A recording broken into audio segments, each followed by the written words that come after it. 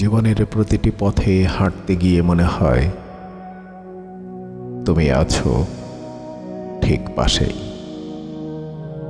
যেন আমার অজানা যাত্রার এক মায়াবী সঙ্গী হয়ে, অনেকটা অন্ধকার রাতের নক্ষত্রের মতো যা আলো দিয়ে পথ দেখায় অথচ ছোঁয়া যায় না।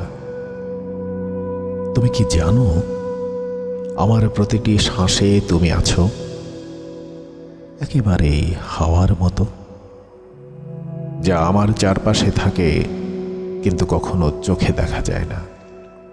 তোমার উপস্থিতিটা এমন যেন আমার জীবনের প্রতিটি সুরে, প্রতিটি শব্দে মিশে আছো। যখন তুমি না থেকেও আছো, তখনও যেন মনে হয় তুমি আমার কাছেই, কোনো এক জায়গায়, ঠিক আমার ছায়ার মতো। হয়তো তুমি কখনোই বুঝবে না, তবু আমার হৃদয়ের গোপন কোনো কোণে তুমি স্থির হয়ে আছো, সেই মায়ার মতো যা কখনো হারায় না। প্রতিদিন সন্ধ্যার আকাশে সূর্য ডুবে গেলে সেই গোধূলির আলোয় তোমার মুখটা যেন আমার মনে ভেসে ওঠে। আমি ভাবি, তুমি কি কখনো এমন ভাবো আমার কথা? হয়তো নয়, তবু আমার ভাবনার প্রতিটি রেখায় তুমি আছো। তোমাকে ছুঁতে না পেরে সেই আকাশকেই স্পর্শ করি, যেন সেখানেই তোমার অস্তিত্ব।